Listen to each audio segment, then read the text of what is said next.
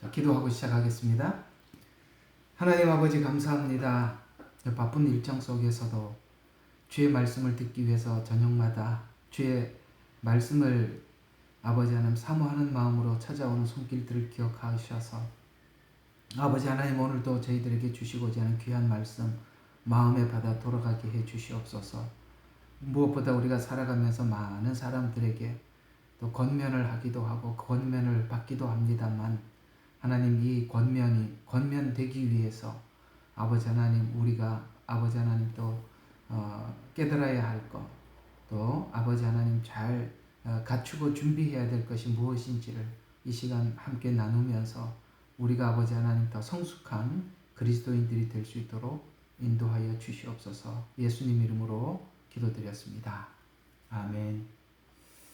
예, 여러 가지 사정으로 오랫동안 토요 성경 공부를 좀 멈췄다가 이제 다시 시작하게 되어서 참 감사합니다.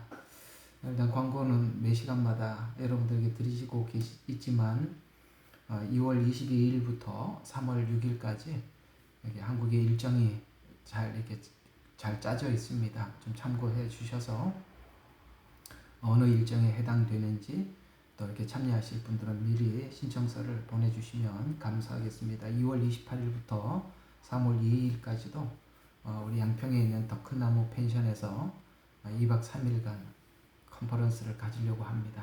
함께 해주시면 감사하겠습니다. 자, 오늘은 여러분들과 함께 지난번에 권면의 은사에 관해서 한 2시간 말씀드린 걸로 기억하고 있습니다. 오늘은 그 권면의 은사가 우리가 다른 사람을 권면할 때 어떤 오류를 범할 수 있는지, 권면을 했지만 그 권면이 참 아름다운 열매로 맺혀져야 하는데 권면을 하고 난 이후에도 그 권면이 사람들에게 상처가 된다던가 또 권면한 의미가 이렇게 없어지게 되면 참 그건 안타까운 일이지 않습니까? 그런 의미에서 권면의 은사의 오용에 대해서 우리가 함께 살펴보면서 여러분들도 누군가를 권면할 때 오늘 이 말씀을 명심하셔서 좀 성숙한 권면을 했으면 하는 마음입니다. 오늘 로마서 12장입니다. 8절입니다. 로마서 12장 8절입니다. 제가 한번 여러분들께 봉독해 드리겠습니다. 자, 권면하는 자는 권면하는 일로, 구제하는 자는 성실함으로, 지도하는 자는 근면함으로, 자비를 베푸는 자는 즐거움으로 할 것이니라. 아멘. 자, 오늘은 여기에 권면의 은사입니다. 자, 이 권면을 하다가 보면 이 권면을 하나만 하는 권면이 있고 권면을 해서 도리어 사이가 나빠지는 경우도 있기도 하고 그런 경우들이 있습니다. 모든 그 권면의 부작용은 오늘 미리 여러분들에게 결론적으로 말씀을 드린다면 이 성급한 데서 이 권면은 모든 것이 부작용이 나타나는 것입니다. 오늘 이야기를 들어보면 이 권면과 성급함이 얼마나 부작용을 낳게 되는지 아마 대부분이 그 부분을 여러분들과 함께 나누게 될 텐데요. 각 사람은 어떤 상황이 있어요. 어떤 상황이 있냐면은 처해져 있는 상황을 보면 우리가 이제 예수님께서 이런 권면에 대해서 전도서에 이런 말씀으로 잘 권면을 해주고 있는데요. 심을 때가 있다. 그 다음에 자랄 때가 있고 거둘 때가 있다. 이렇게 자연의 법칙과 같이 우리 신앙도 하나님의 말씀이 떨어져서 우리에게 은혜가 되는 시간이 있는가 하면 그 은혜가 되었던 말씀이 이렇게 자라야 할 시간이 필요하기도 하고 그 다음에 이제 하나님께서 언젠가 그 열매를 거두는 시기도 있겠죠. 그러니까 이런 부분을 우리가 생각을 해보면 각 사람들마다 지금 어떤 사람을 권면을 해야 할 때 이 사람은 지금은 아직 말씀의 지식을 담아야 되는 거구나. 또 그러니까 말씀의 지식을 담아야 하는, 쉽게 말해서 심어야 하는 시기구나. 근데 어떤 사람은 말씀을 가지고 씨름을 하고 있으면서 이게 씨름을 하면서 성숙해야 되는데 잘 성숙하지 못하는 사람들을 보면서 이 사람이 말씀은 있지만 이 말씀을 실제 이제 자기 생활 속에 삶에서 정착하기 위해서 마치 여름에 뜨거운 햇빛을 보고 또 비를 맞고 자라야 하듯이 지금 이렇게 성장하는 과정 속에 있구나. 이게 말씀을 모르는 게 아니라 이렇게 성장하는 과정에 있구나. 또 어떤 사람은 보면 이제 추수할 때가 되었구나. 이런 상황들이 서로가 다 다르다는 것이죠. 근데 이렇게 권면을 하다 보면 권면을 하는 사람이 꼭 숙고해야 될 부분이 뭐냐면은 이 사람이 지금 어떤 상태에 있는가 그러기 때문에 이 상태에 있기 때문에 내가 어떻게 권면을 접근해 들어가야 하는가를 미리 딱 파악을 해놓고 권면을 해야 되는데 상대방이 지금 어떤 상태인지에 대해서 관심도 없고 그 다음에 무시한 상태에서 자기가 자기 언어로 자기 버전으로 자기 생각대로 그냥 권면을 하기 때문에 그걸로 인해서 이제 부작용이 생긴단 말이죠. 이 부분이 바로 권면을 하는 사람과 권면을 받는 사람, 그러니까 권면을 받아야 되는 사람은 사실은 무방비 상태예요. 무방비 상태에 권면을 들으러만 왔기 때문에. 그러나 권면을 하는 사람은 이런 어떤 신앙적 수준, 영적 상태, 그 다음에 하나님께서 그 영적 상태에 따라서 어디까지 어떤 말을 해줘야 하는가라는 것을 맞춤형으로 가지지 못하기 때문에 그렇다는 거죠. 쉽게 말해서 초등학교 수준에 있는 사람에게 한 고등학교 수준의 대답을 준다면 과연 받아들일 수가 있을까요? 소화할 수 있을까요? 그게 불가능하다는 것이죠. 바로 이런 부분에 서로 간의 이해 충돌로 인해서 아무리 좋은 권면을 가지고 정확한 대답을 해주었더라도 그 권면에 열매가 없다라는 것을 우리가 생각을 해보면 이 권면을 할 때 사실은 참 많이 긴장이 되는 것이죠. 우리 상담을 해본 사람들이 우리가 많이 느낄 수 있는 건데 상담을 하다 보면 사람의 지금 형편, 사정, 내가 어떻게 권면을 해야 되고 어디까지 말을 해야 되는가 이게 권면을 하면서도 굉장히 긴장이 되는데 문제는 권면을 받으러 가는 경우에 사람들이 전문가에게 받기도 하지만 대부분은 권면을 받으러 갈 때는 친한 사람에게 가서 권면을 받으러 많이 가거든요. 그래서 친하기 때문에 내 마음을 알아줄 것 같아서 권면을 하러 가고 권면을 받으러 둘이 만났다가 도리어 나중에 사이가 나빠지는 경우가 참 많다는 것이죠. 그런 관점에서 보면 이 권면을 참 한다는 것이 참 긴장된 일이고 많은 기술이 필요하기도 하고 더 나가서 하나님의 은혜가 필요하다는 것을 아마 여러분들이 사람들과 관계를 가지면서 많이 경험했을 거라 생각이 듭니다. 오늘 그런 부분들을 여러분들과 함께 좀 다루고 좀 성숙해 보도록 하겠습니다. 특별히 이렇게 권면은 이제 두 가지 관점에서 사람들이 하게 됩니다. 그저 자기가 지금까지 신앙생활을 했던 경험을 가지고 권면을 하는 사람이 있는가 하면 또 어떤 사람은 전혀 그 사람에 대해서 알지는 못하지만 하나님께서 주시는 하나님이 주시는 은사로 권면을 하는 사람이 있습니다. 근데 대부분 사람들이 이제 이걸 보고 우리는 신학교에서 상담학이라고 하는 것입니다. 상담학은 그냥 알고 있는 지식과 경험을 가지고 상대방에게 하는 거. 그것도 하나의 권면이겠죠. 그러나 또 하나님이 주신 걸 가지고 권면을 하는 사람이 있습니다. 이거는 좀 예언의 은사하고도 밀접한 관계를 가지고 있습니다. 그래서 이게 은사로 권면을 하는 사람이 있는가 하면 지식과 경험으로 권면을 하는 사람이 있습니다. 이 둘은 똑같은 권면이기는 하지만은 좀 다를 수 있습니다. 저는 저 같은 사람이야 이렇게 하나님께서 주시는 어떤 예언적 권면보다는 성경 지식을 가지고 권면을 하기 때문에 그냥 지식의 권면이라고 본다면 이렇게 예언의 은사를 가진 그러니까 예를 들어서 저희 사모님 같은 경우에는 하나님 주시는 감동에 따라서 권면을 많이 해요. 그래서 처음 보는 사람이라 할지라도 그에게 권면을 해야 될 것을 하나님께서 주시는 것을 가지고 받아서 권면을 하다 보니까 우리가 좀 서로 간에 이렇게 놀랄 만한 그런 역사들을 많이 보기도 하지요.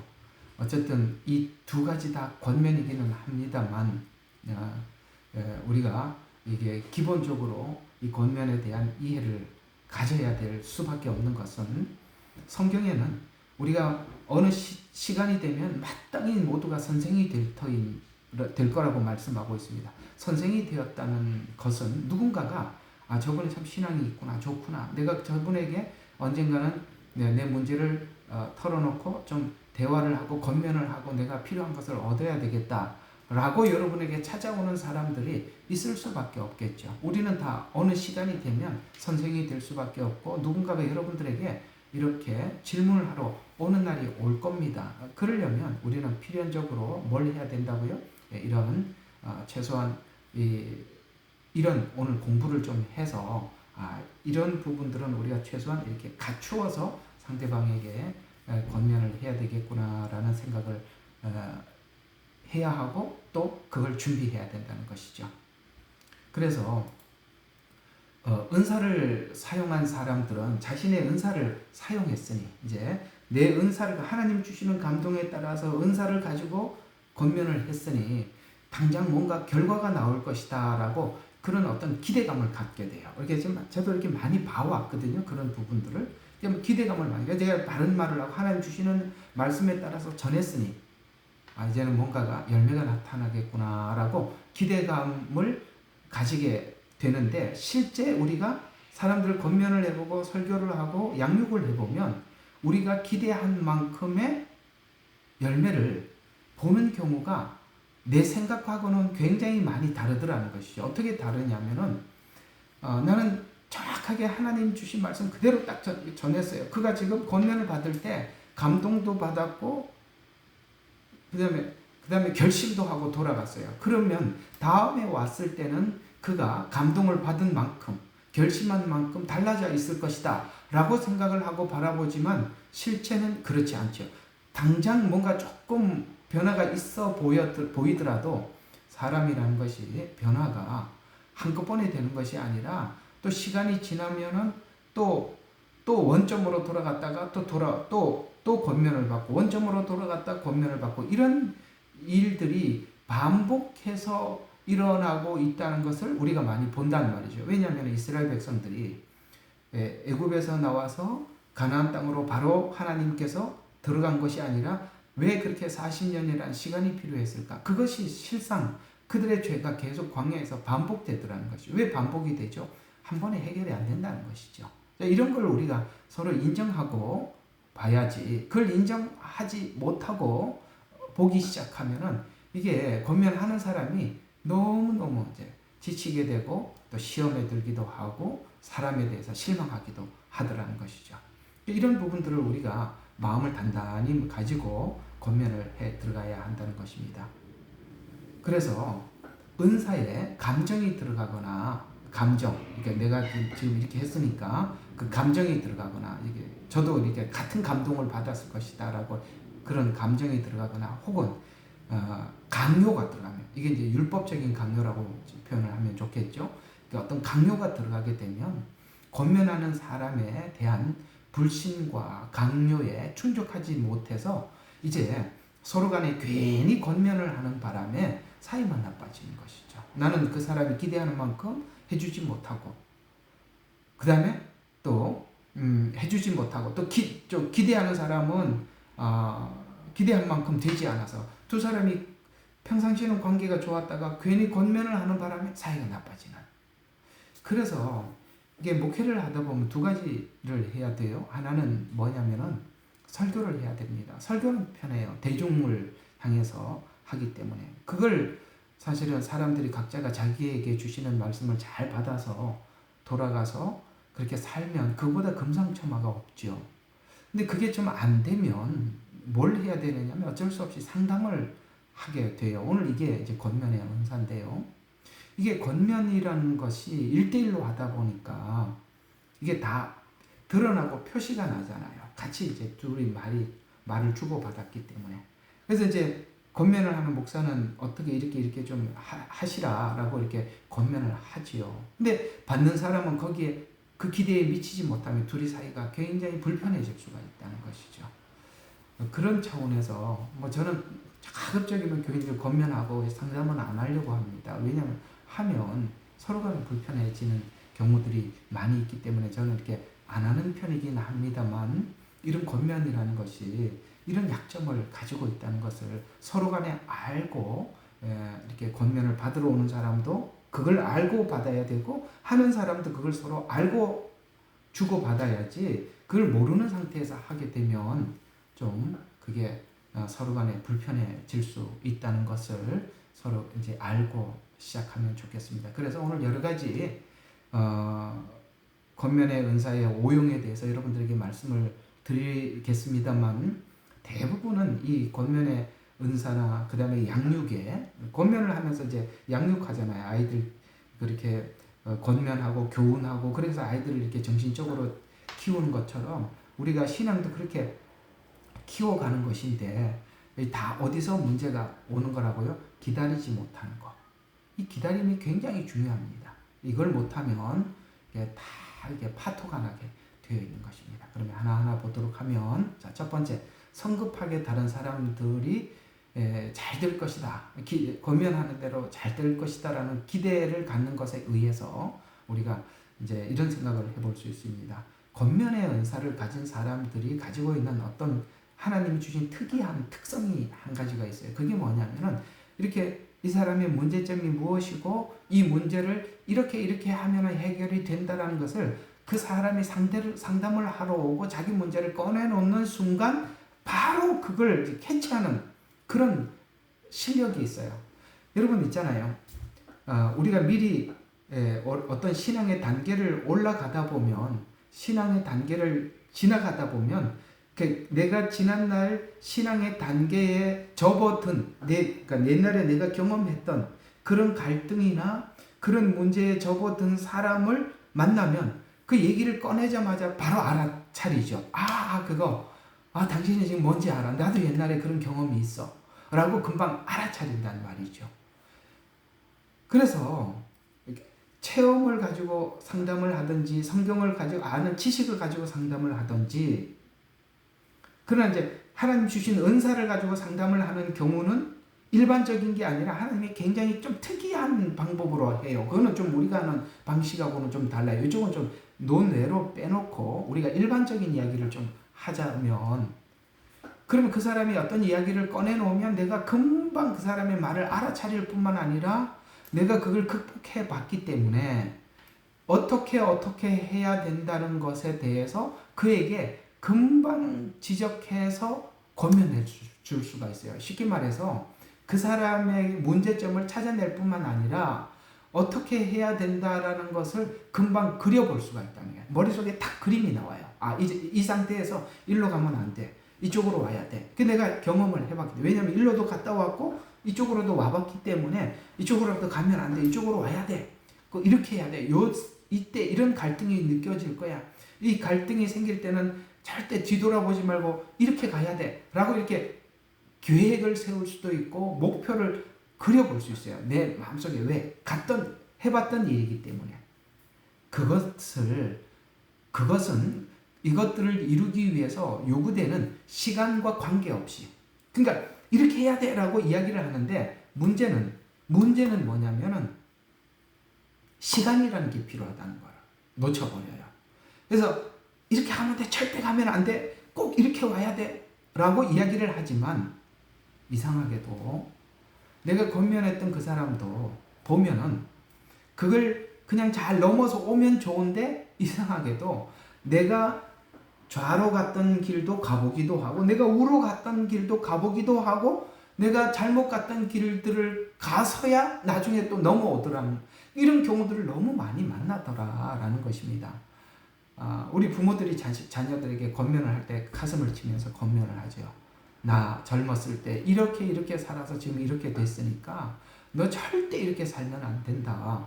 왜냐하면 내가 그때 이렇게 살아서 이렇게 헛길을 돌아왔고 너무 많은 시간을 낭비했고 왜 그렇게 살아왔는지 지금 너무 안타까우니까 너는 결코 그렇게 살아서는 안 된다 라고 권면을 하듯이 우리 신앙인들도 그런 권면을 한단 말이죠. 근데 이상하게도 우리 애들 키워보면 내가 가지 말아야 될 길을 지도 가고 그렇게 돌아오고 있어요. 참 답답한 일이죠.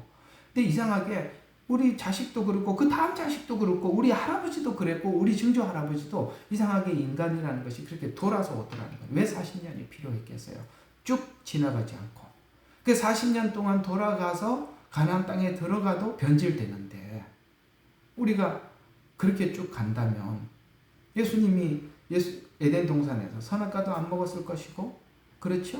우리가 인류에게 이런 일이 안 생겼을 것입니다. 인간은 자각하고 돌아와야 되기 때문에 우리가 바른 권면을 하더라도 그 바른 권면이 그 마음속에 잘 박혀서 혹 곁길로 가더라도 그 바른 길로 돌아오기를 기도하면서 기다려줘야 된다는 거야. 기도하면서 기다려줘야 된다. 근데 우리가 너무나도 인간적이다 보니까 말을 하고 말을 한 대로 되겠지라고 생각을 하는 바람에 실수를 하더라라는 것입니다. 여러분 많이 공감하시죠?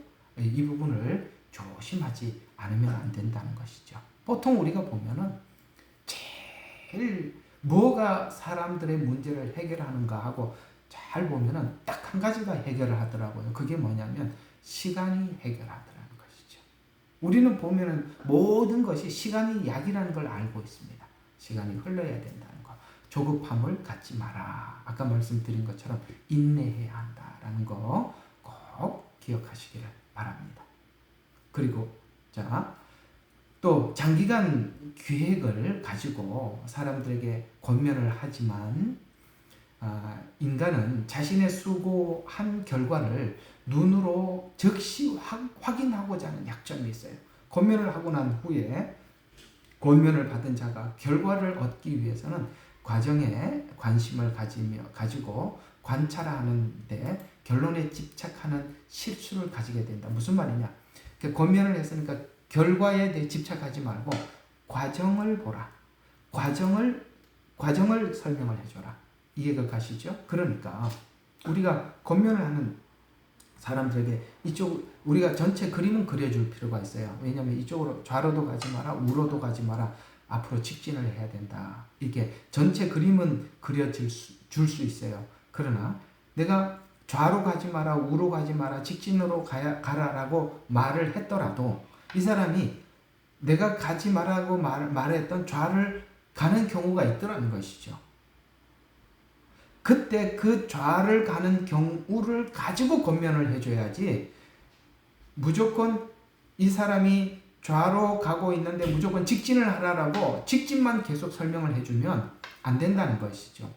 그 좌로 가고 있는 과정에서 왜 그렇게 가지 말아야 이제 그 지점에서 설명을 해줘야지 자꾸 결론만. 그러니까 우리가 옛날에 우리가 부모들에게, 지금은 이제 부모들이 그래도 좀 학교 공부도 하고 교육이라는 것도 공부를 하고 교육도 받아봤고 그래서 지금은 조금 아무래도 학력이 있다 보니까 그런 머리들이 있기는 해요. 그러나 우리 옛날 이제 어른들이 살아갔던 과정들을 보면 너무나도 험난한 시간들을 보내왔고 그 다음에 아주 그 험난한 시간들을 막 자기들 몸소 막 극복하고 넘어와야 했기 때문에 이 과정, 지금 현대 아이들이 이 과정을 지나가서 그러니까 이해를 해야 할 시간이 필요하다는 것에 대해서 굉장히 그 이해가 굉장히 모자라요. 그래서 옛날에는 왜 이렇게 내가 하라고 그랬는데 그렇게 안 했느냐라고 혼나기도 하고 매를 맞기도 했다는 말이죠. 왜냐하면 결론만 말해줬지 내가 지금 마음속에 겪는 갈등에 대해서 부모들이 별로 이해할 마음이 없어요. 왜? 그들은 너무나도 절박한 시간들을 생각할 시간 없이 무조건 선택하면서 살아와야 했기 때문에 오늘 현대인들, 지금 얼마나 복잡한 시대를 살아가고 있어요. 이 현대인들이 어떤 그런 시간들이 필요하다는 거에 대해서 이해를 못해요. 이해가 가시죠? 우리 이제 그런 세대를 서로 둘을 놓고 보면 우리 충분히 이해가 가는 것들입니다. 그래서 우리는 좀 더 성숙한 권면을 해야 됩니다. 그래서 우리가 이제 설교하시는 분들도 보면은 그 과정을 잘 설명해 주시는 설교가 있는가 하면 어떤 분들은 자꾸 결론만 이야기해요. 이렇게 하면 안 됩니다. 이렇게 해야 됩니다. 이런 하나님 기뻐합니다. 이거는 하나님이 기뻐하지 않습니다. 이게 두 가지를 놓고 자꾸 흑백을 가지고 설명을 하게 되면 듣는 청중들은 알기는 아는데 그게 안 되는 걸 어쩌란 말이에요. 그러니까 그걸 왜 될 수 있는지를 과정만 설명을 잘 해줘도 사람들이 스스로가 자기가 서 있는 그 현장이 어딘지를 스스로 캐치하고 스스로 마음을 고쳐먹고 오도록 만드는 게 이게 이제 훌륭한 권면이기도 하고 설교도 하나의 권면이라고 본다면 설교도 과정을 잘 설명을 해주면 사람들이 스스로가 바른 길을 찾아서 가거든요. 이해가 가시죠? 그래서 원리를 설명해 주는 게 훨씬 더 중요하다는 것이죠. 상담도 똑같고 권면도 그렇습니다. 이게 너무 결론에 집착하지 말고 전체적인 그 원인, 과정 이런 것들을 설명해 주는 게 참 중요하다라는 것을 여러분들에게 말씀을 해 드리는 것입니다. 성경에도 그런 실패들을 성경 기록하고 있습니다. 예, 오늘 이제 제가 여러분들과 함께 이 권면의 은사라는 관점에서 성경의 이런 예들을 여러분들에게 예를 가지고 설명을 하다 보면 그렇겠구나. 이 이야기도 바로 이런 차원에서 하나님께서 기록한 것이고 우리에게 이렇게 권면의 은사, 권면을 가지고 이렇게 강의를 들어보면서 이것도 이렇게 우리에게 유익되는구나 라는 것 중에 이제 몇 가지를 여러분들에게 한번 설명을 해보면 첫 번째로 창세기 16장에 등장하고 있는 아브라함이 바로 이 조급한 하나님께서 너로 큰 민족의 아비가 되게 할 것이다 라고 이렇게 하나님께서 그에게 약속을 해주셨어요. 그러니까 하나님께서 그렇게 약속을 하면 하나님께서 하나님의 방법으로 할 수 있는 시간들을 자기가 인내하면서 기다려줘야 하는데 하나님께서 이렇게 너를 통해서 열국의 아비 곧 아브라함이라고 부르게 하리라라고 했더니 바로 자기가 취했던 방법이 창세기 16장에 보면 바로 하갈을 통해서 뭐죠? 이스마엘을 낳는 일입니다. 그러니까 이걸 하나님이 할 수 있도록 기다려야 되는데 하나님이 이렇게 할 것이다 라고 하니까 그 다음에 그 방법은 자기 방법을 동원하는 거죠. 그걸로 인해서 나타난 열매가 뭐죠? 이스마엘이 출생하게 되고 이스마엘은 훗날 사라를 통해서 낳았던 이삭과 늘 갈등 관계가 됩니다. 그러니까 자기 방법으로 뭐를 사람들에게 권면을 했어요. 근데 하나님은 이런 방법을 동원해서 사람을 고치려고 하고 하나님의 뜻을 이루어 가려고 그러는데 내가 내 방법을 제시했던 것이 나중에 전부 다 하나님이 일하는 거하고 부딪히더라는 것이죠. 우리가 이런 경우들이 너무 많죠. 하나님께서 이렇게 할 것이다 라고 하면은 그 방법은 전부 다 자기 방법을 동원을 해요. 그건 나중에 하나님 방법대로 이루었던 업적과 하나님이 일하려고 하는 것과 늘 충돌이 되는 것입니다. 항상 우리가 살아보면 그런 게 많아요. 내가 성급해서 내가 내 방법으로 해서 다 원점으로 되돌려야 하고 거기에 대해서 어느 날 다 내려놔야 하고 그 다음에 다 포기해야 되고 그걸 인정해야 되고 지금까지 그래도 이렇게 자기 방법대로 이렇게 쭉 해왔던 거 혹시나 이렇게 무너지는 것도 또 세우고 그랬는데 어느 날 이걸 인정하지 말아야 이거 다 버려야 될 때 얼마나 마음이 허전하겠어요. 우리가 그런 경우들이 많잖아요. 내가 했던 거 다 허사구나. 내가 했던 방법 다 허사구나.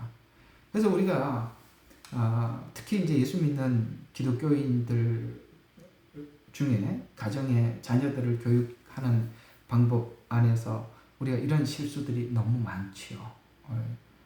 그 아이가 하나님에 대해서 이해를 하고 받아들이고 소화를 하면서 하나 둘 성숙해 가야 하는데 우리는 답을 딱 주죠. 자식이니까 내 마음대로 할 수 있다라고 생각을 하고 이렇게 해야 돼. 왜 그렇게 했어? 라고 율법적으로 아이들을 가르쳐 놨더니 나중에 어떤 사람이 되던가요?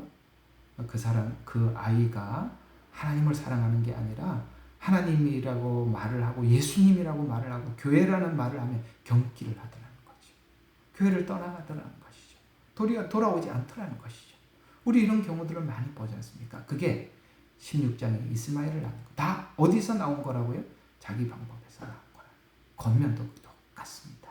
참 신앙은요. 내가 내 자신에 대해서도 그렇고 타인에 대해서도 그렇고 인내입니다. 기다림입니다. 그걸 못하면 무엇도 할 수 없는 것입니다.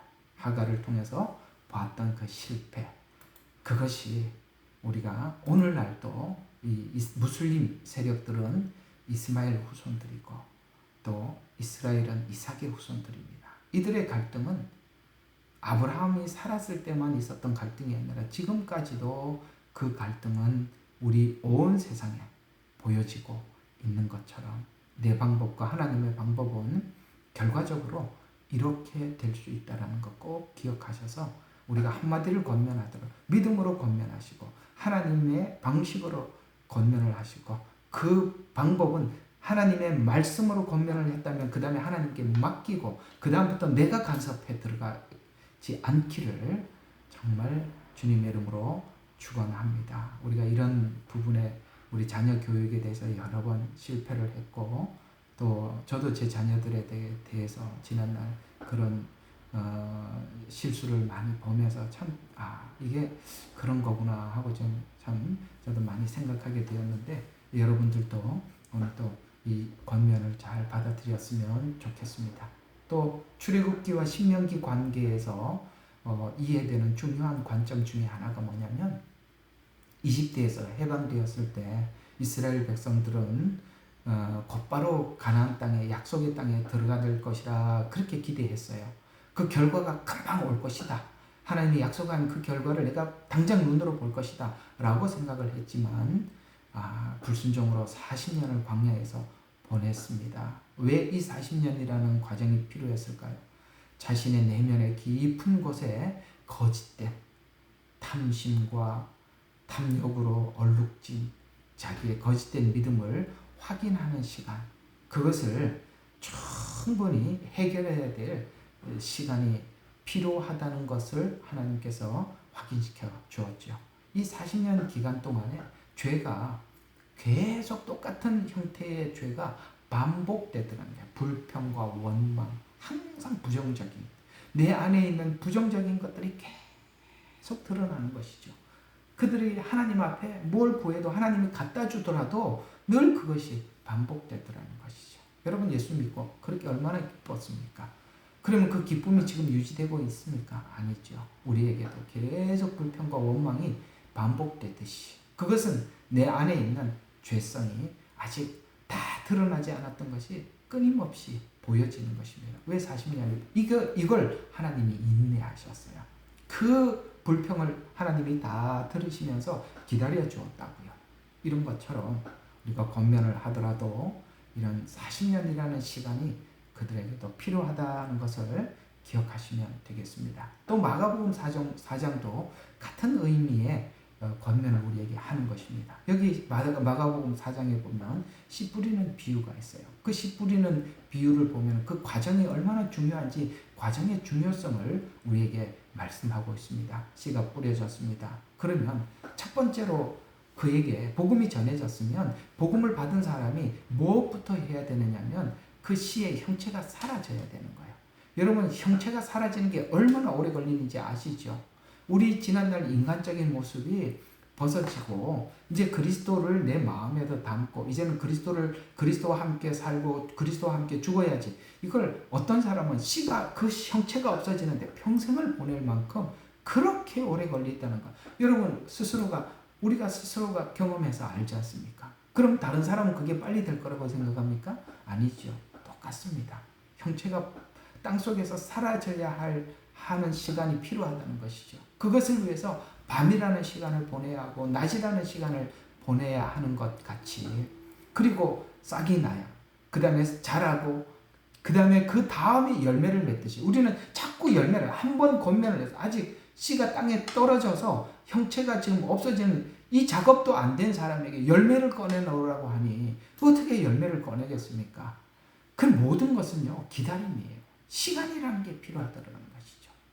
그래서 하나님은 이 성장을 이야기할 때마다 바로 이 자연의 법칙과 같이 시간과 과정이 필연적으로 있어야 한다라고 우리에게 말씀을 하고 있습니다. 그래서 우리가 권면의 실패는 권면을 애정을 가지고 아무리 진정성 있게 하였더라도 내가 참 온 마음을 다해서 사랑을 다해서 권면을 했다 하더라도 권면한 자가 그 과정을 인내하지 못하면 처음에 있었던 진정성이 있는 권면이었다 할지라도 나중에는 진정성을 잊어버리고 결과만을 위한 권면이 되어서 관계가 파괴되고 권면은 무산된다는 거 꼭 기억하시기 바랍니다.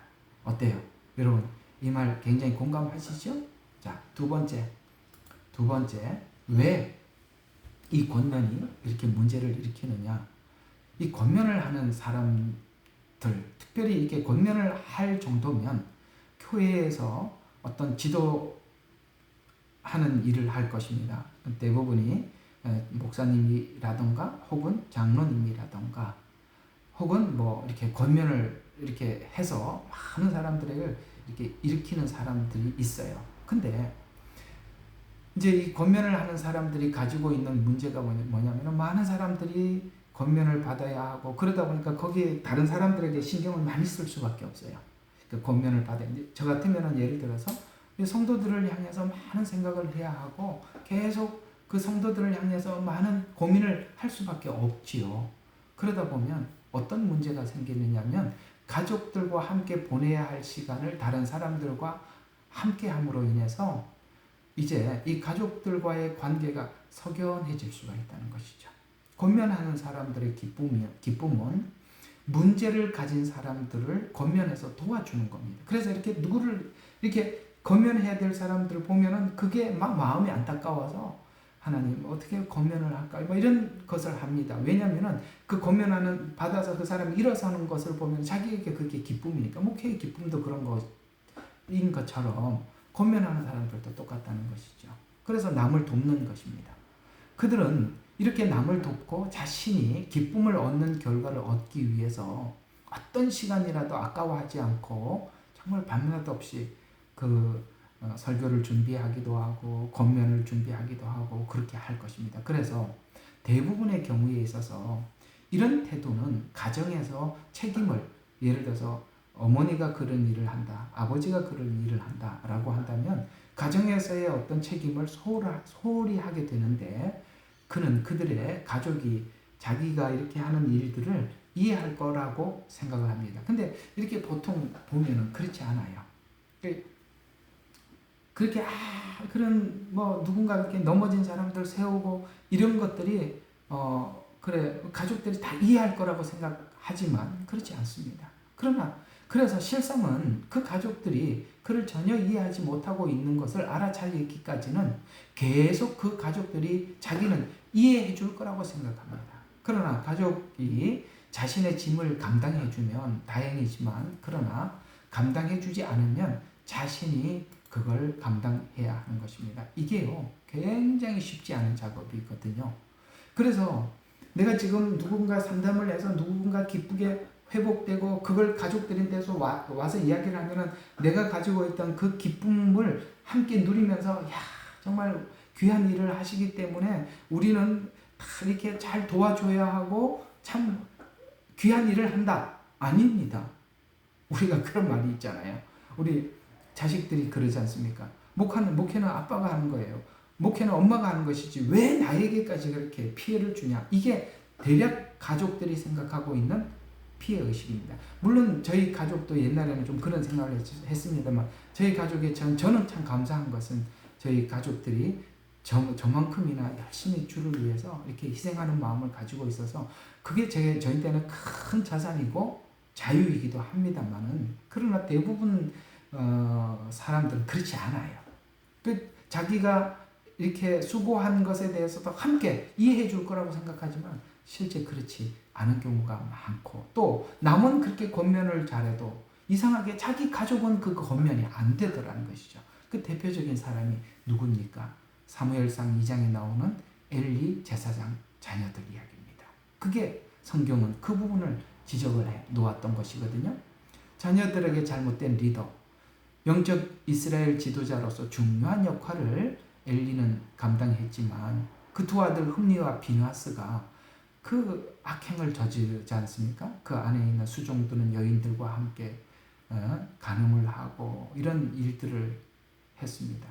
엘리는 아들들의 잘못을 권면은 하지만 충분히 대응하지 못해서 결과적으로 엘리 가정은 하나님께 심판을 받게 되고 그의 후손은 제사장 직분에서 끊어지는 그런 저주를 받더라는 것이죠. 외부에서 강력한 많은 사람들에게 영향을 끼치는 지도자일수록 가정사역에 소홀히 할 수가 있다라는 것입니다. 우리 마음을 좀 아프게 하고 있는 어떤 그 분이 계시죠. 여러분, 여기 있는 분들 중에 이분에 대해서 아는 분도 있고 모르는 분들도 있겠습니다만, 우리가 모두 다 참 지난날 얼마 전에 우리에게 그렇게 영향을 주었던 오카노 목사님 아시죠? 사랑의 교회 그 오카노 목사님 아들 이름이 옥성호라고 하시는 분이죠. 여기 있는 분들 중에 아는 분들도 있겠습니다만, 이 옥성호 씨가 화이트 하우스라는, 이게 유튜브에 검색을 하면 나와요.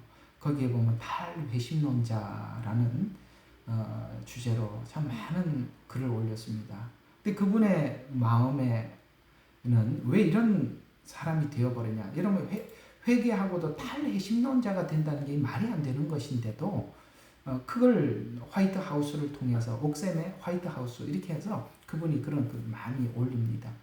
나중에 알고 보니까 이 오카노 목사님이 얼마나 전국을 다니면서 바빴어요. 이분을 찾는 분들이 너무 많았었어요. 근데 놀랍게도 가족들과 함께 사진 한 장 찍은 게 없더라는 거예요. 그러면 왜 그 옥성호 씨가 이게 옥샘의 화이트 하우스라는 이 탈회심론 그걸 외치는지 아시겠습니까? 그는, 오카노 목사님은 정말 한국교회에 지대한 영향을 끼친 분이시기도 합니다. 그러나 자녀가 이렇게 된 것은 가족을 돌보지 않았다는 것이죠. 그래서 이게 참 그런 겁니다. 디모데전서 5장 8절에도 보면 이 가족이 얼마나 중요한지, 누구든지 자기 친족, 특히 자기 가족을 돌아보지 아니하면 믿음을 배반한 자요 불신자보다 더 악한 자다. 여러분, 우리가 목양이라는 것이 교회만 있는 것이 아니라 교회만큼 중요하게 가정이라는 이 목양지가 있거든요. 그래서 참 해보면 그래요. 다른 사람들은 그래도 목사라는 권위라는 것이 있으니까 그 권위라는 것 앞에서 권면을 들어요. 그런데 이 가족들은 권면을 듣는 게 아니라 삶을 보고 권면을 받든지 말든지 한다는 거죠.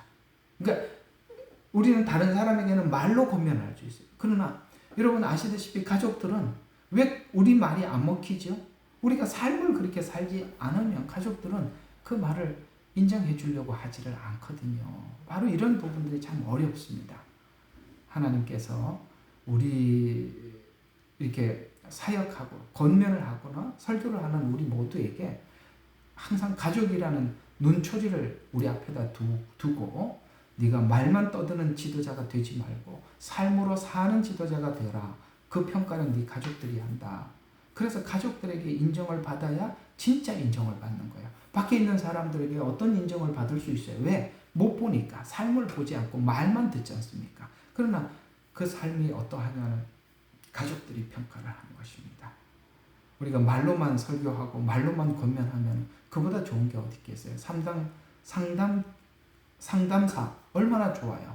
상담사는 누구에게 좋은 말을 하고 그에게 꼭 필요한 말을 해서 상담을 할 수 있어요. 그러나 본인이 그 삶을 사느냐는 다른 이야기라는 것이죠. 그래서 하나님께서 그 삶을 살으라고 가족들의 평가를 둔 것입니다. 사랑하는 여러분, 여러분들이 오카노 목사님 같은 훌륭한 지도자가 될지라도 여러분의 가족 중에 이 옥성호 씨 같은 이런 자녀들을 생산하지 않기를 기도하겠습니다. 그래서 마가복음 7장 9절과 13절에 보면 부모에게 잘못된 리더들, 그래서 그 리더에게 잘못 배운 자녀들, 이런 문제들이 어떻게 이스라엘 가운데서는 나타났느냐면 예수님께서 바리새인들과 서기관들에게 이 고르반이라는 풍습, 이게 고르반이 뭐냐면 내가 하나님께 드림이 되었다. 내가 가지고 있는 것은 우선은 하나님이니까 하나님께 드림이 되었으니까 내가 부모에게 돌아갈 여력이 없습니다.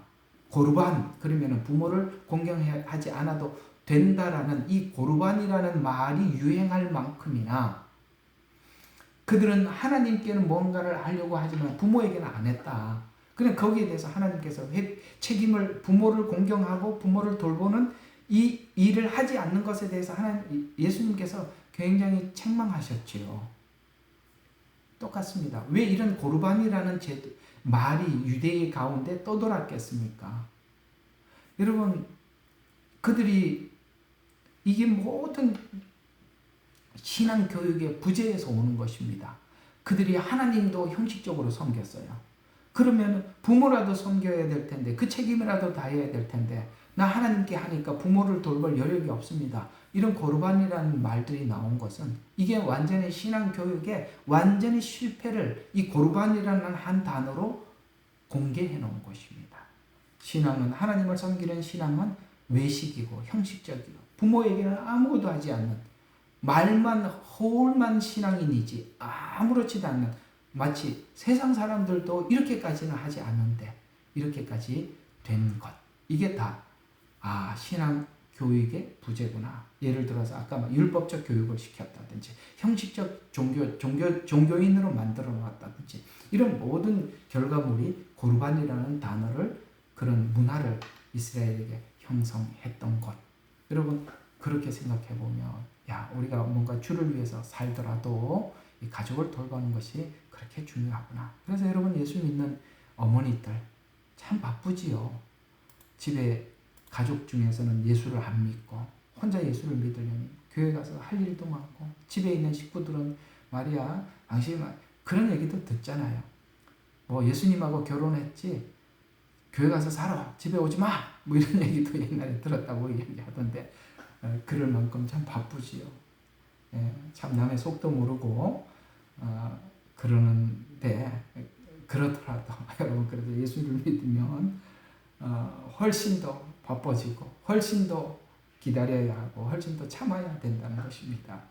참 쉽지 않은 일이기는 합니다만, 여러분들도 예수 믿는 여러분들 고르반 되지 않기를 주의 이름으로 축원합니다.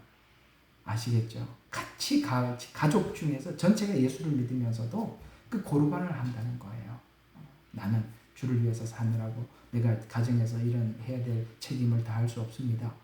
이렇게 하면 안 되는 거 아시죠? 하셔야 되는 것입니다. 이것이 목회자에게는 조금 다르게 적용될 수는 있습니다. 그런 부분하고는 좀 다릅니다. 그러나 보편적으로 우리 성도들은 그렇게 해야 된다는 거, 그런 생각 가지고 살아야 된다는 거 기억하시기 바랍니다. 그래서 우리가 이런 부분들을 좀 어떻게 좀 해결을 할 수 있을까? 가족들하고 이렇게 시간을 다 보내지 못하는 이런 부분들을 좀 어떻게 해결할 수 있을까? 이거 좀 몇 가지 고민을 하고 세 번째 문제로 넘어가 보겠습니다. 그러면 가족과 정기적으로 소통하라는 것이죠. 몇 가지를 좀 정해놓고 사는 게 참 중요해요. 뭔가 잘 안 될 때는 원칙을 좀 세워놓으면 좋습니다. 정기적 소통. 그래서 자신의 헌신과 그다음 사역과 헌신을 가족들에게 내가 지금 이런 바쁘다, 뭘 하고 있다, 이렇게 알리고 또 이해와 협조를 보여요. 아무 소리 안 하고 그냥 알잖아. 내가 사람들, 나 찾는 사람이 얼마나 많은지, 내가 얼마나 바쁜지 알잖아. 뭐 이렇게 하는 게 아니라 그걸 좀 사람들에게 알리고, 가족들에게 알리고 이해를 해달라. 그러니까 그걸 좀 소통을 하는 것이 참 중요합니다. 그러면 나는 나대로 진심을 다하는데 가족들도 알아주겠지. 우리 한국 사람들이 가지고 있는 약점이 그런 것 같아요. 이렇게 내가 이렇게 하는 거 우리 보면 몰라? 뭐 이렇게, 그거 안 된다는 거죠. 말을 할 수 있어야 되는 것이고, 또 두 번째, 우선순위를 정해봐라. 우선순위. 그래서 하나님, 가정, 그리고 사역, 이렇게 뭔가를 균형을 좀 잡아야 돼. 우선순위, 이게 잘 안 돼요. 저는 어떤 정말 바쁘신 부흥사 한 분이 그런 이야기를 합니다.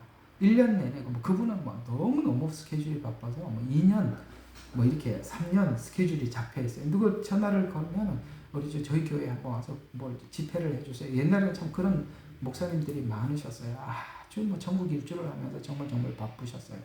근데 그분을 이렇게 초청을 하니까 저는 그 주간에는 안 됩니다 라고 이야기를 하더래요. 그래서 왜 그렇습니까? 하고 물어봤더니 그 주간에는 내 아들하고 약속이 잡혀 있습니다. 저는 그 부흥사 목사님이 참 괜찮은 분이라고 생각을 합니다. 우리는 숫자를 자꾸 생각하거든요. 여기 이렇게 많은 사람이 모여 있으니까 우리 가족은 몇 명 안 되지 않냐. 포기하라. 내가 이렇게 많은 사람들에게 내가 말씀도 전해야 되고 내가 할 일이 많다. 그러다 보면 항상 가정은 2순위, 3순위가 돼서 아무것도 할 수 없어요. 그래서 가족과 함께하는 시간들을 준비하고 마련하고 그런 게 참 중요한 것 같아요. 그래서 저도 좀 그렇습니다. 옛날에는 좀 바쁘게 살았지만 지금은 가족들하고 여유롭게 좀 시간도 가지고 그래서 카라반도 준비하고 우리 손주들하고도 시간도 보내고 가족들하고 좀 보내려고 그러는데 어쨌든 뭐 저희 가족들이 카라반 가지고 캠핑 가는 거 좋아하면 좋겠는데 그렇지 않으면 같이 가지 못하기도 합니다만 그만큼 이 가족들과 함께 시간을 보내는 거 참 중요하다. 그래서 우선순위를 좀 정해놓으시고 늘 가족과 소통할 수 있는 그런 창구들을 최소한 좀 만들어 놓으시고 그렇게 사는 것이 참 중요합니다. 그래서 가족들과 시간을 따로 마련해서 소중한 시간을 보낸다면 이런 문제들은 많이 해결되지 않을까라는 생각이 듭니다.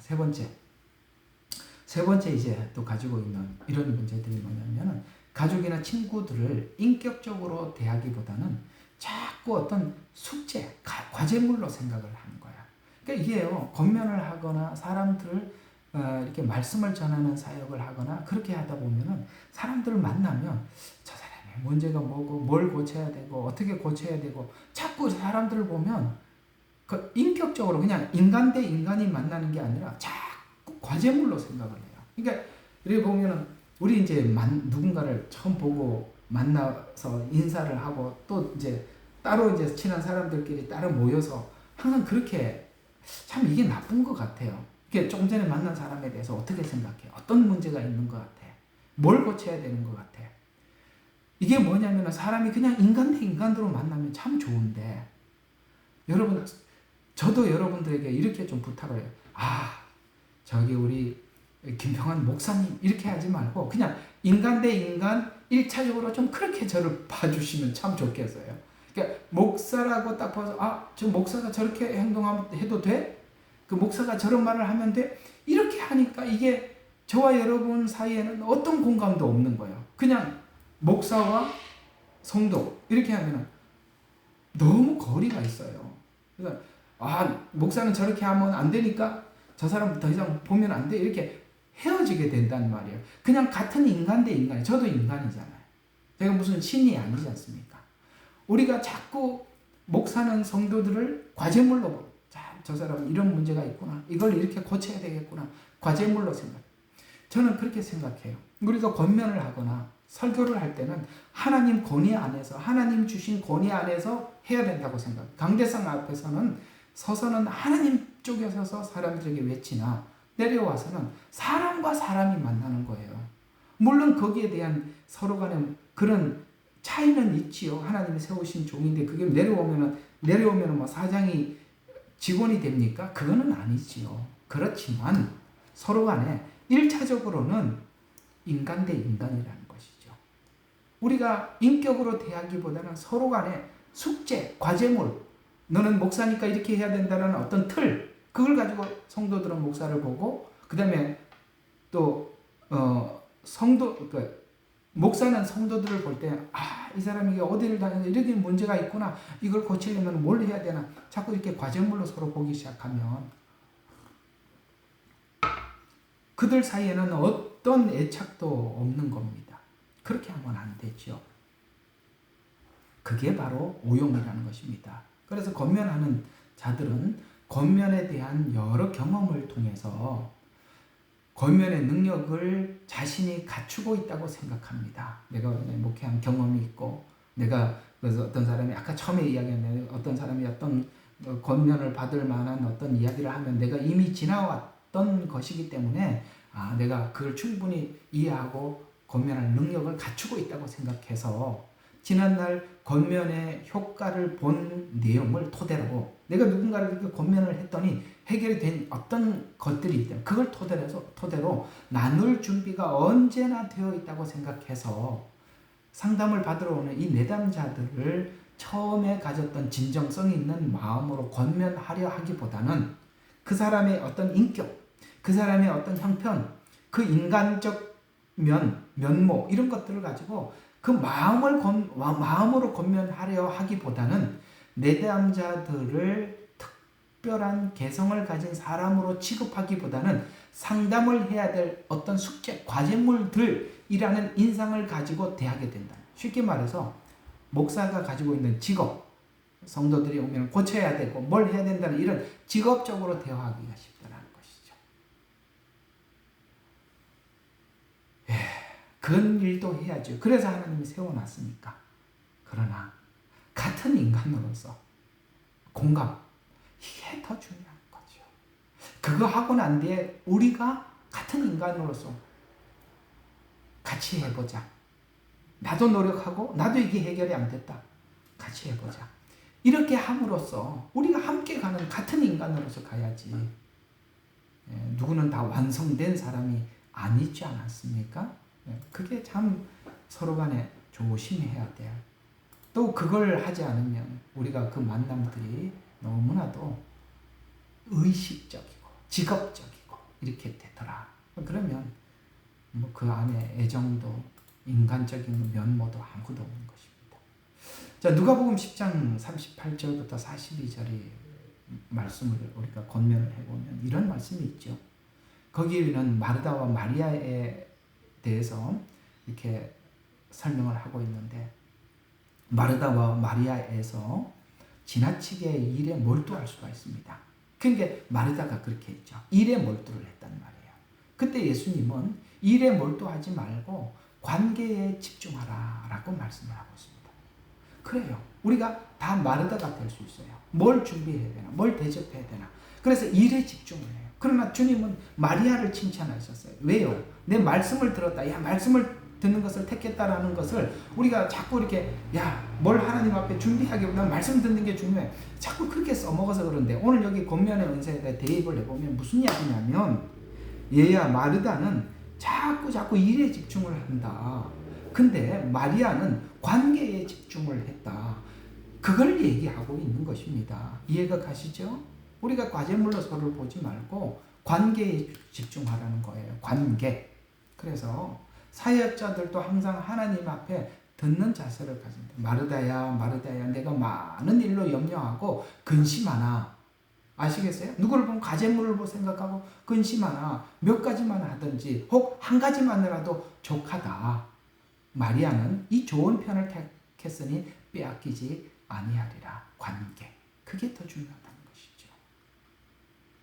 사람들은 만날 때 과제물이나 직업으로 보지 말고 개인적인 인격적 만남의 대상으로 보는 것이 중요합니다. 또 엘리후의 충고. 욥기에 보면 엘리후가 그 충고를 한번 보면은 32장부터 37장에 그 엘리후의 충고에 대한 쭉 기록이 나와 있어요. 욥의 친구 엘리후는 욥의 개인적인 아픔, 지금 겪고 있는 이 아픔과 고통을 제대로 이해하지 못한 채 자기가 가지고 있는 지식과 논리를 통해서 자꾸 욥을 설득하려고 하는데 문제는 욥이 그 엘리후의 말에 틀린 게 하나도 없다는 거예요. 아시죠? 엘리후의 말에 틀린 거는 없어요. 그런데 왜 욥에게 아무 도움이 안 됐느냐? 공감이 안 되니까. 굉장히 중요한 거예요. 공감이 안 되잖아요. 말은 틀리지는 않은데 맞는데 공감이 안 된다 이 말이에요. 그래서 공감을 하지 못하는 권면은 상대에게 깊이 있는 이해와 동의를 받아내기 힘들어요. 엘리후의 접근 방식은 지식으로는 풍부하지만 욥에게는 위로가 되지 못했다는 것을 꼭 기억하십시오. 맞아요. 옳은 말을 했다고 해서 욥이 그 상태를 벗어나거나 해결했거나 그렇지는 않았습니다. 옳은 말이 사람을 고치는 게 아니라 훨씬 더 작은 말 한마디라도 공감이 사람들에게 훨씬 마음에 와닿는 것입니다. 또 본이 되는 예수님의 권면을 한번 볼까요? 이게 진짜 권면이거든요. 요한복음 4장 1절부터 26절 전체에 여러분 아시다시피 사마리아 여인의 이야기가 나옵니다. 우물가에 왔던. 그래서 예수님은 사마리아 여인과 대화하실 때 그녀를 단순한 한 사람의 죄인이나 전도 과제물로 생각하지 않았다는 것이죠. 아, 이 전도 대상자가 왔구나. 과제물이 왔구나. 저걸 이렇게 고쳐야 되겠구나. 이렇게 생각하지 않고 특별한 개성과 개인적 아픔을 가진 사람으로 대해 주셨어요. 그가 지금 그가 가지고 있는 어떤 특성. 여러분, 그래서 그런 사마리아 그 물을 기르러 왔을 때 사실 이 배경을 보면 그래요. 그 당시에 여인이 그 시간을 성경은 기록하고 있거든요. 그 시간에 물을 기르러 온 여인은 사실은 그 당시에 여인으로서 자기 품위를 포기한 상태예요. 품위를 포기했다는. 여성들이 자기 품위를 포기할 정도면 이 온 동네에 소문난 사람이죠. 소문날 수밖에 없겠죠. 지금 남편도 자기 남편은 아닌데 지금까지 여러 남편을 거느렸으니 이 마을에 있는 사람이 이 여자에 대해서 모르는 사람이 어디 있겠어요. 사실 자기 인격 관리, 자기 품위에 대해서 다 내려놓은 상태입니다. 그래서 그 시간에 물을 기르러 온 겁니다. 그래서 이제 그 이야기가 그렇게 시작되는 것입니다. 그 배경을 보면. 그때 이제 예수님께서 이렇게 이야기를 주고받으면서 예수님을 만나죠. 관계. 그가 알고 있는 지식 안에서 예수님께서 접근을 해서 그 이야기를 꺼내시죠. 그래서 특별한 개성과 개인적인 아픔을 가진 사람으로 대해 주셔서 예수님은 그녀의 과거를 알고 계셨지만 그 아픔을 지적하기보다는 그녀의 마음과 삶의 필요를 공감해 줍니다. 공감을 해줬더니 그 여인이 바뀌더라는 것이죠. 그래서 해결해 주셨다는 것이죠. 이게 무슨 의미를 우리에게 전달해 주고 있습니까? 오늘 여기 권면의 은사라는 관점에서 보면 사람을 문제나 과제물로 접근하는 것이 아니라 그들의 인격과 독특한 상황에, 정말 독특하잖아요. 그 상황이. 같은 마을에 살면서 그렇게 살았다는 거죠. 독특한 상황과 초점에 맞추어서 주는 그것이 바로 사랑의 본질이다라고 우리에게 말씀해 주고 있는 것입니다. 내가 아는 지식을 가지고 어떤 사람들 보면 그런 사람들이 있어요. 자기가 알고 있는 지식 쭉 말을 하고 그렇게 해야 돼. 내 말 틀린 거 하나도 없어. 사실 우리는 부모들에게 그렇게 너무 많이 교육받고 왔어요. 여러분들의 부모는 훌륭할지 몰라도 저희 부모님이 그렇게 많이 교육을 했어요. 옳은 말만 했지 공감은 해주는 그게 없었으니까 참 그게 아무런 도움이 안 된다는 거 우리 잘 알아요. 부모님이 하신 교훈들은 틀린 말은 하나도 없었어요. 그러나 우리가 주워 담을 게 없었다는 거. 주워 담을 게 왜 없었습니까? 옳은 말인데 왜 안 주워 담았죠? 공감이 안 되더라는 것이죠. 그래서 우리가 참 중요한 것은 인격적으로 대해 주는 것, 진정한 관심과 배려, 이것이 바로 공감의 능력입니다. 배려해 주는 거죠. 상대를 먼저 생각해 주는 것이죠. 이것을 성경은 고린도전서 13장에 이렇게 이야기를 하고 있습니다. 사랑이 뭐냐? 제일 앞에 등장하고 있는 것이 이렇게 이야기를 하잖아요. 내가 사람의 방언과 천사의 말을 할지라도 오늘 권면의 은사를 보면 그 말이 얼마나 기가 막히는지 사람의 방언과 천사의 말과 같이 정말 그 말이 천사의 말처럼 버릴 게 하나도 없는 정말 귀한 지식이라 할지라도 뭐라고 이야기합니까? 할지라도 사랑이 없으면 이건요 여러분 꽹과리가 무슨 의미가 있어요? 그냥 소리만 시끄럽지 아무리 좋은 권면도 이렇게 인격적 만남과 공감이 없으면 다 그냥 의미 없는 꽹과리가 되고 말고 그렇게 이야기하듯이 내가 모든 믿음을 가졌을지라도 사랑이 없으면 nothing, 아무것도 없다는 거죠. 사랑. 그렇게 중요한 겁니다. 전하는 사람에게도 사랑과 공감이 중요하지만 오는 사람도 그 마음으로 서로 대해줄 때 그래서 여러분들 가만히 여러분 주변에 친구들, 오래가는 친구들을 한번 생각해 보세요. 누가 오래가는 친구죠? 공감해주는, 내가 무슨 말을 해주더라도 이해해주는, 내가 어떤 잘못을 저지르고 가더라도 일단은 그걸 공감해주고 그 공감한 선 안에서 차츰차츰 내가 할 수 있는 만큼 해결책을 하나 둘 제시해주는 그런 친구들을 생각해보면, 여러분 그런 사람이 여러분 주변에 있으면 언제나 어렵고 힘든 일이 있으면 그분에게 가서 얘기하고 싶지 않으세요? 공감해주고 내가 지금 할 수 있는 만큼만 하라고 함께 옆에서 격려해주고 도와주고, 저도 여러분들한테 그러고 싶은 마음 꿀뚝 같습니다. 우리가 그렇게 해야만이 정말 공감을 가진 끈끈한 만남이 이루어지는 것입니다. 정말 필요하고 꼭 그런 성숙한 여러분이 되시기를 바라고, 우리 모두 그렇게 준비를 해야 하는 것입니다. 그래서 우리가 가진 기술이나 지혜보다 사랑으로 사람을 대하는 것이 더 중요한 것입니다. 가족과 친구를 과제를 삼는 태도는 사랑이 결여된 접근이고 그 관계가 파괴될 수 있습니다. 그러니 우리가 몇 가지, 오늘 세 번째 지적에서 몇 가지 우리가 담아가야 할 것이 한 몇 가지가 있어요. 첫 번째, 개별적으로 그 사람을 존중해 주라는 것입니다. 왜냐하면 사람마다 독특한 인격체로 하나님이 만드셨다는 것입니다. 우리가 이렇게 보면 사람마다 다 달라요. 그렇죠? 사람마다 달라요. 얼굴이 다른 만큼 개성이 독특해요. 그러니까 나는 그때 이런 권면을 들었을 때 이렇게 했는데 너는 왜 이렇게 못하냐, 이런 말 하지 말라는 거죠. 누구는요 그걸 듣자마자 이렇게 하는 사람이 있는가 하면 누구는 오래 걸리기도 해요. 자라온 배경이 다르고 환경이 다르기 때문에 독특한 인격체. 참 누구는 하지 말라 그래도 아유 그렇게 하는지 모르겠어요. 또 그런 사람도 있더라는 것이죠. 독특한 인격체. 두 번째는 권면보다는 관계를 우선적으로 생각을 해라. 내가 이렇게 오늘 지금 다 해결 봐야지 이렇게 생각하지 말고 그 사람이 다음에도 찾아올 수 있도록 그렇게 해라. 그래서 관계보다는, 과제를 해결하기보다는 대화를 하는 것이, 과제를 해결하기 위해서 대화하는 것이 아니라 진정한 관계를 형성하는 데 초점을 맞추라. 꼭 이해를 하시기 바랍니다. 지금 당장 해결하려고 하지 마세요. 문제 해결 이거보다는 관계, 이게 더 중요하다. 그 다음에 예수님의 태도를 본받아라.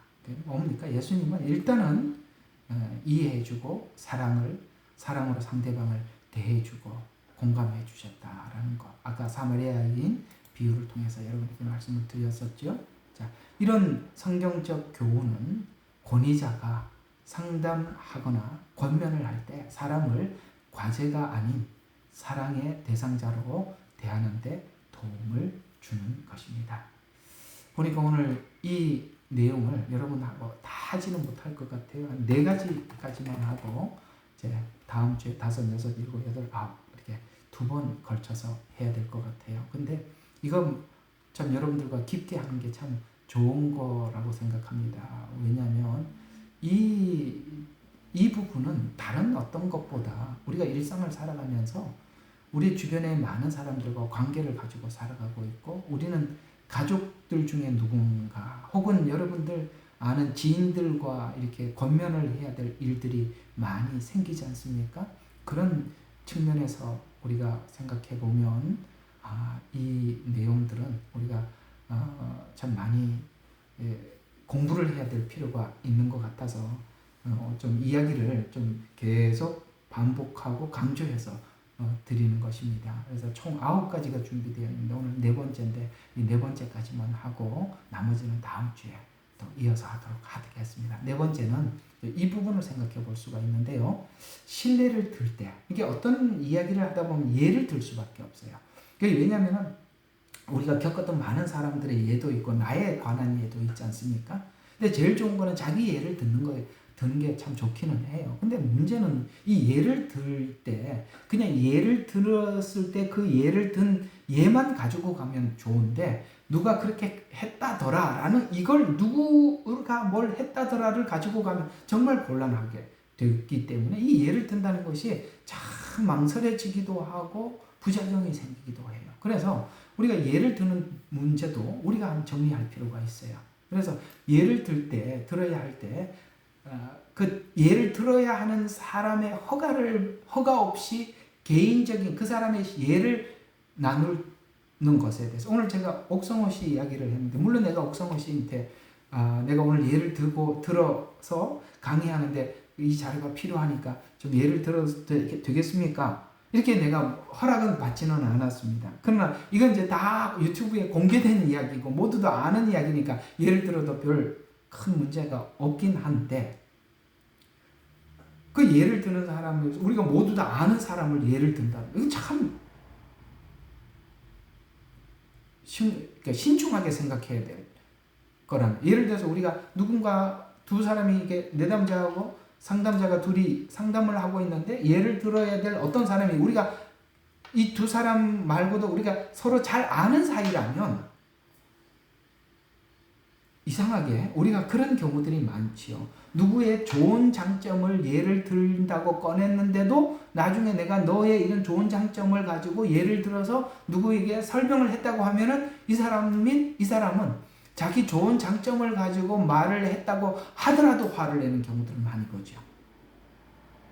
좋든 나쁘든 왜 내 예를 드냐,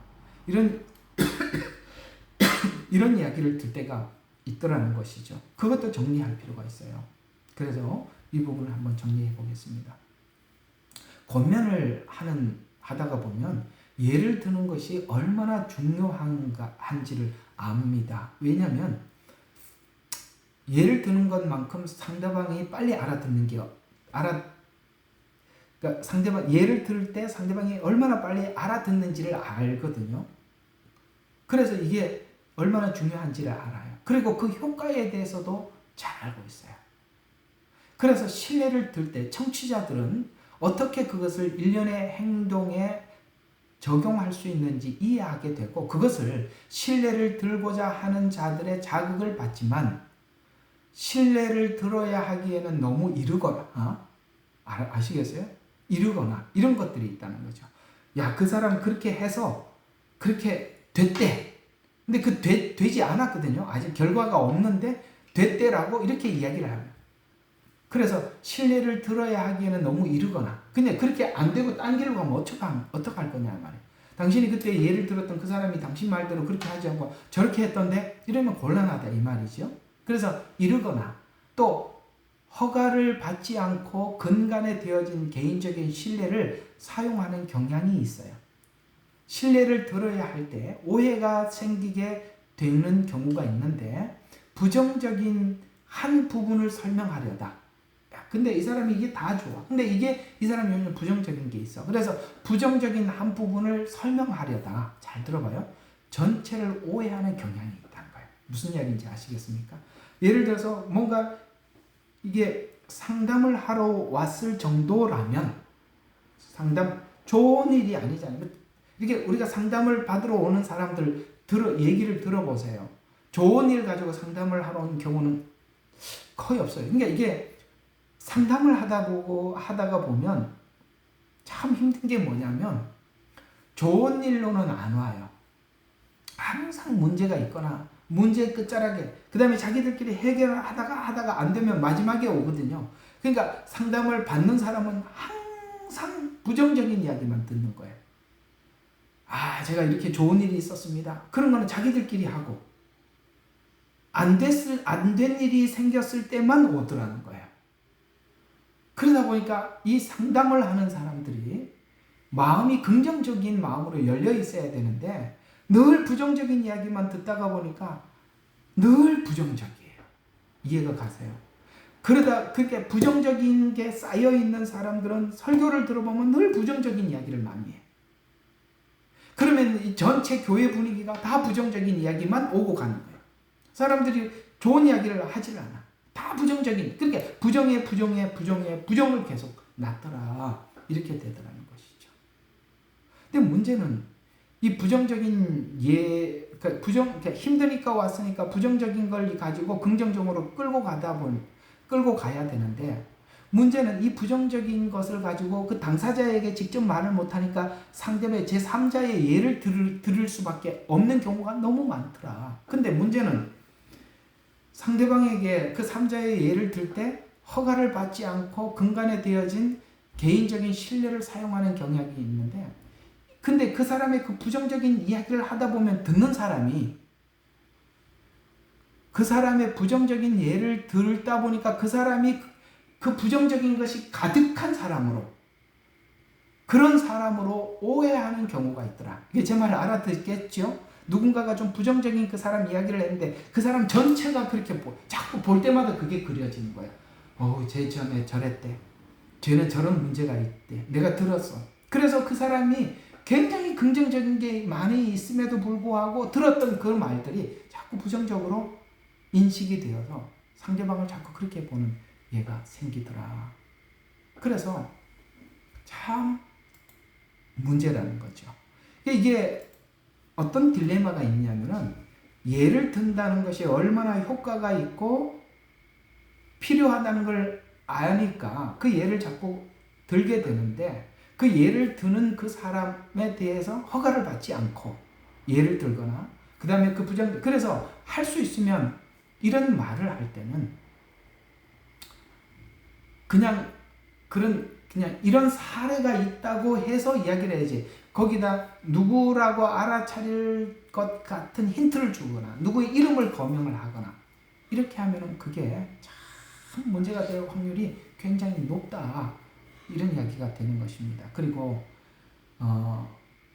참 그런 걸 할 때는 참 조심을 해야 돼요. 그래서 지혜롭게 하시는 분들은 꼭 그런 거를 해야 할 때 정말 이 예가 당신이 겪었던 것을 예를 들었을 때 굉장히 필요한 예가 꼭 들어야 될 때, 해야 할 때는 그 사람에게 물어보고 하는 게 좋습니다. 제가 옛날에 전도사 때, 아주 오래된 30대 때 이야기인데, 이제 전도사 때 이제 신학교 졸업하고 목사 안수 받기 전에 직장 생활을 하면서 전도사 생활을 하고 그랬습니다. 교회가 이제 사례비를 넉넉히 줄 만한 형편이 안 돼서 제가 직장 생활을 했는데, 그 직장 생활을 하는 중에 교회 집사님이 한 분 그 간부로 있었어요.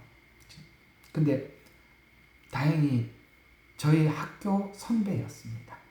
근데 집사님이신데 자기가 집사로서 부족함을 항상 저희한테 이야기를 해요. 내가 아직도 집사인데도 이렇게 산다. 집사인데도 이렇게 삽니다. 이런 이야기를 참 많이 하면서 저희한테 항상 그런 이야기를 해주셨어요. 나중에 목사님이 되셔서 설교를 할 때 저 같은 사람이 예를 많이 들어주세요. 그래서 내가 그분에게는 허락을 받고 마음껏 그분 이야기를 합니다. 그분은 자기의 어떤 부정적인 집사로서, 하나님의 자녀로서, 백성으로서 살지 못하는 것에 대해서 나도 사실 마음에 이런 내면의 갈등이 있고 이걸 해결하지 못해서 지금도 이렇게 살아가고 있는데 나 같은 사람이 많이 있을 겁니다. 그러니 설교 단상에 올라가거든 저 같은 사람의 예를 많이 들어주세요. 참 고마웠어요, 그분에게. 그러면 얼마나 좋겠어요. 근데 대부분 사람들은 자기는 베일에 감추고 뒤에 있고 싶은 사람이죠. 그래서 자기 이야기를 조금이라도 꺼내면 그냥 관계가 파산되는, 깨트려지는 이런 일들이 많고, 왜 당신이 내 예를 들었느냐 이렇게 해서 사이가 갈라지게 되는 이런 경우들이 많이 있더라. 그러니 참 조심하시라. 그걸 해달라고 아까 이제 그 집사님처럼 그렇게 예를 들어주세요라고 한다면 그보다 더 좋은 게 없겠지만, 그렇지 않으면 정말 이런 예를 들 때는 정말 조심하시라 라는 말을 여러분들에게 드리겠습니다. 그래서 신뢰를 드는 문제는 신뢰를 부정적으로 들어야 할 경우가 많은데, 신뢰를 들어야 하는 상대의 인격에 큰 손상을 줄 수 있다는 것을 명심하셔요. 그래서 창세기 9장이 바로 그 예를 들어 우리에게 설명하고 있는 부분이 있어요. 노아의 예를 들어서 아버지의 수치를, 아버지의 인격을 생각하지 않고 형제에게 알리죠. 셈, 함, 야벳 중에서 그래서 야벳이 함이죠. 함이 가서 막 형제들에게 알렸지 않습니까? 물론 술을 먹고 옷을 벗고 하체가 드러나게 잠을 자고 있는 모습이에요. 그 자녀들한테 얼마나 수치스러운 거겠습니까? 수치스럽죠. 근데 그 수치를 막 알려버리잖아요. 그러나 아버지의 인격이 있단 말이죠. 그럼 우리가 항상 예를 들더라도 그 사람의 인격을 생각해요. 오늘 상담에 중요한 게 상담에 잘했느냐 못했느냐 정확하게 했느냐 이거보다 제가 어느 쪽에다 초점을 맞췄죠? 관계, 인격 여기에다 초점을 맞췄습니다. 또 기다림, 사람이 과정이라는 것이 있다. 이 부분에 맞췄습니다. 이걸 우리가 이해하지 못하고는 이 상담들이 많은 부분들이 정말 의미 없는 허공을 치는 상담이 될 수가 있기 때문에 그렇습니다. 또 실예를 들어보면 창세기 45장에 있는 요셉 형제들의 이야기입니다. 창세기 45장, 그러니까 창세기가 이제 50장까지 가는데 45장에 보면 요셉이 형제들의 부정적인 과거를 덮어주죠. 요셉이 자기의 신분을 감추고 밝히고 그 다음에 노예로 팔려갔을 때 아픔을 말할 때 외부인들은 밖에서 나가게 해서 형제의 수치를 드러내지 않았어요. 그래서 사람들 보고 다 나가라고 이야기하고 자기 신분을 밝혔어요. 그래서 왜 그렇게 했느냐? 다른 사람들이 보지 않고 그 형제들과 요셉이 있는 그 자리에서 한 이유는 관계 회복에 초점을 맞추어서 과거의 아픔과 복수를 덮은 것입니다. 그래서 개인적인 수치를 말할 때는 상대의 명예와 감정을 존중하고 보호해줘야 된다는 것이죠. 그래서 주변에 있는 사람들 다 물러가게 하고 그 앞에서 자기 신분을 밝혀준 겁니다. 그래야만이 그 두 사람 사이의 앙금이 서로 간에 품어지고 해결되는 것입니다. 이해가 가십니까? 항상 다른 사람의 약점들을 말을 하거나 그럴 때는 상대방이 듣는 앞에서는 그런 말을 하지 말라는 말이에요. 특별히 이 부부간에서도 그런 게 많아요. 부부간에서도 말이야, 우리 남편 말이야, 이렇고 옆에 있는데 여러분 그걸 해가지고 이득 본 적이 있어요, 없어요?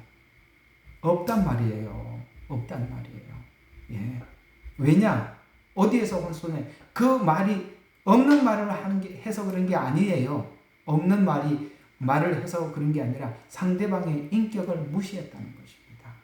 여러분 우리가요 말을 가지고 처음에 둘이 대화를 하다가 뭐 때문에 부부싸움이 커지고 친한 사이의 관계가 깨지냐면 상대방의 인격을 존중하지 않은 것 때문에 모든 관계는 깨지는 것입니다. 중요하죠. 요셉이 왜 주변의 사람들을 물러가게 했겠습니까? 바로 인격을 존중해. 그래서 성경에서도 어떤 사람이 죄를 지을 수 있어요. 죄를 지을 수 있지만 어떻게 해결하는 이게 플랜이 딱 정해져 있어요. 상대방 인격을 생각해 주라는 것입니다. 그러나 죄는 해결을 해야 된다. 이 두 가지를 동시에 해결하기 위해서 이렇게 하라고 말씀하신 것이 마태복음 18장 이야기입니다. 마태복음 18장 15절과 17절에 보면 내 형제가 죄를 범하거든 가서 너와 그 사람만 상대하여서 권고해라. 왜? 죄는 그냥 둘 수는 없어요. 그러니까 1대1로 해라. 왜 그렇게 했겠어요? 공개적으로 하는 것은 최고의 하라는 거예요. 왜요? 인격을 생각해서, 관계를 생각해서. 하나님은 얼마나 인격적인지 몰라요. 여러분 있잖아요. 어떤 사람이 상대방에 대해서 예언을 하고 죄를 지적을 할 때 하나님이 지적하는 것과 사단이 지적하는 것과 그 사람이 지적하는 것과 분명히 다른 게 있습니다. 뭐가 다르냐면 하나님은요 얼마나 인격적인지 몰라요. 그래서 모든 사람들이 듣는 앞에서 너 어디 가서 이렇게 술집에 가서 놀아놨지? 너 이렇게 했지? 하나님이 딴 사람들 다 듣는 앞에서 그렇게 하지 않습니다. 하나님은요 얼마나 인격적인지요. 첫 번째요, 사람의 입을 통해서 말하기보다는 공개적으로 설교하는 설교를 통해서 우리에게 말씀해 주세요. 그렇게 누구에게 말하는지 모르게 그것이 그게 하나님이 가장 많이 사용하는 방식이세요. 왜요? 그 사람의 인격을 생각해 주는. 그럼 듣는 사람은 알잖아요. 자기 보고 하는 말이라는 거. 두 번째, 그래도 안 되면 사람을 통해서 말을 1대1로 말을. 왜? 그 사람의 인격 때문에 그런 것입니다. 그러나 또 하나님이 이 죄 문제를 그냥 둘 수는 없대요. 왜? 이게 죄는 자꾸 전염이 되니까 그래서 두 번째는 어떻게 하라고요? 두세 사람이 가서 하라는 거예요. 또 한 번 기회를 줍니다. 그건 죄를 끊어낼 수밖에 없으니까 또 두세 사람이 가서 같은 증언, 야 이게 분명히 죄가 맞다라고 한 사람이 이야기했을 땐 객관적일 그러니까 주관적일 수 있으니까 두세 사람이 하는 것은 모두 다 공감한 그게 죄가 맞다라고 지적을 해주라는 거예요. 그러나 그래도 안 되면 아직도 예수를 믿지 않아서 그 마음에 죄와 씨름하지 않는 이방인들처럼 아직 죄에 대한 인식과 의식이 없는 사람이구나라는 정도로 그렇게 취급하라는 것이에요. 알아들으셨죠? 왜 이렇게? 그건 바로 왜 1대1로 인격 존중입니다. 그만큼 주님께서도 우리에게 뭔가를 지적할 때 우리 인격을 존중해 주시는 하나님이세요. 그래서 신뢰를 사용할 때 몇 가지 지침을 두는 것이 좋습니다. 첫 번째, 상대의 허가를 받고 동의를 구해라. 그다음에 두 번째, 지금 사용하는 예가 적합한지 정확한 메시지가 될 수 있는지 판단해라. 세 번째로는 당사자의 명예와 인격을 존중해 줘라. 무엇보다 관계를 계속 유지해서 차근차근 하나하나 설명해 주려면 처음부터 끝까지 다 이야기해요. 나는 바른 말 다 했어. 참 나쁜 사람들이 누구냐면 나는 뒤끝은 없어. 그러나 내가 속에 가지고 있는 말은 내가 가지고는 있을 수 없어. 그러나 난 뒤끝은 없어. 아주 나쁜 사람입니다. 사랑이 언제 그랬다. 사랑은 오래 참고라고 그랬는데 뭐 참은 게 거기 뭐가 있냐고요. 아주 뒤끝이 없이 아주 적나라하게 말하는 사람 너무 얄미워. 그건 세상 사람들이 자기 속 시원하자고 하는 말이지요. 주님은 오늘 여기 말씀하신 대로 이런 방식대로 하라고 하신 것입니다. 자, 오늘은 여러분들에게 이게 네 가지 오용에 대해서 말씀을 드렸는데 많이 도움이 되시죠? 공감도 되시죠? 왜요? 우리가 평상시에 늘 하고 많이 하는 것이라서 여러분에게도 큰 도움이 되었으리라 생각이 듭니다. 이 권면의 은사는 우리가 일반적으로 많이 그리스도인들이 사용해야 될 형편이기 때문에 이 내용은 좀 우리에게 필요한 것 같아요. 그래서 이 권면의 은사에 특별히 오용에 제가 여러분들에게 좀 시간을 많이 할애하게 되네요. 다음 주에 이 내용을 이어서 나머지를 쭉 하도록 하겠습니다. 여러분들에게 도움이 되셨으면 합니다. 기도하고 마치죠. 사랑의 하나님 아버지, 은혜를 감사합니다. 오늘도 저희들에게 귀한 말씀을 통해서 이 권면의 은사가 가지고 있는 오용, 우리는 늘 사람들에게 좋은 말을 하고 좋은 권면을 한다고 하는데 그것이 도리어 그 인격을 무시할 수도 있고 또 아버지는 그 권면이 되는 것이 아니라 도리어 관계만 파괴되고 또 누군가 예를 든다고 꺼내왔는데 그것이 또 문제가 되고 이렇게 교회 안에서는 권면을 하다가 문제를 일으키는 경우가 많이 있습니다. 그것이 어떤 문제였는지를 우리가 함께 나누었습니다. 하나님, 저들에게 큰 도움이 되도록 하나님 은혜 내려 주시옵소서. 예수님 이름으로 감사하며 기도드렸습니다. 아멘. 네, 감사합니다.